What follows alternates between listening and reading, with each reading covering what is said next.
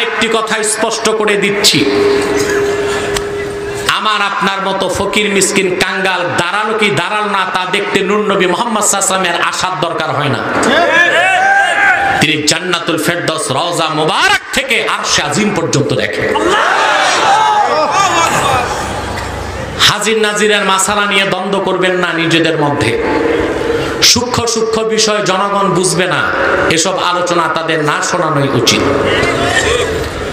যদি আমার নূর নবী মুহাম্মদ সাল্লাল্লাহু আলাইহি সাল্লাম আল্লাহ যেভাবে সর্বত্র হাজির ওভাবে হাজির হন, তো রাসূলুল্লাহর কাছে কোরআন নিয়ে আসতে জিবরিল কেন লাগলো? বুঝেন না? জিবরিলের দরকার কি ছিল? আল্লাহ রাসূল তো হাজির হিসেবে আরশে আজিমে ছিলেন, তো জিবরিল কেন 24,000 বার আসলো কোরআন নিয়ে? প্রশ্ন আসে কিনা? তারপর বুখারীর যে হাদিস, মান রাআনি ফিল মানাম ফাকাদ রাআল হক ওয়া মান রাআনি ফিল মানাম ফাসায়ারাহু ফিল ইয়াকজা ফাসায়ারানি ফিল ইয়াকজা, এর অনেক ব্যাখ্যা আছে। একটি ব্যাখ্যা হচ্ছে আমার উম্মত আমাকে দুনিয়াতে স্বপ্নে দেখলো, সে বিনা আযাবে বেহেশতে আমাকে দেখবে। এরকম অনেকগুলো অর্থ আছে। নতুবা প্রশ্ন চলে আসে, জাগ্রত অবস্থায় যদি রাসূলুল্লাহকে আমরা দেখি তাহলে তো আমরা সাহাবী হয়ে যাব। কথা বুঝে না?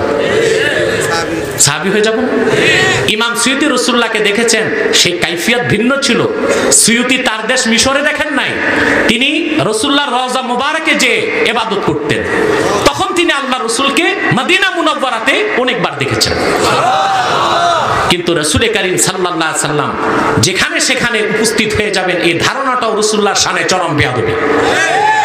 এই যে ময়দানে আমরা বসে আছি, এটা কতটুকু পবিত্র, এটাও তো একটা প্রশ্ন।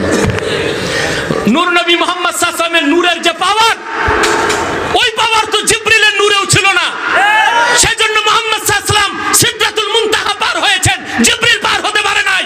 আমার রাসূল যদি এখানে আসে, সেই নূর বরদাস্তের ক্ষমতা তোমার আমার নাই।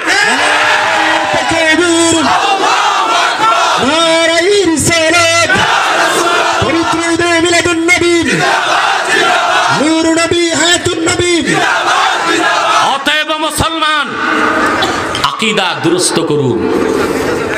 সাহাবায়ে কেরাম সালফে সালিহিনের আকীদার বাইরে যাওয়া যাবে না।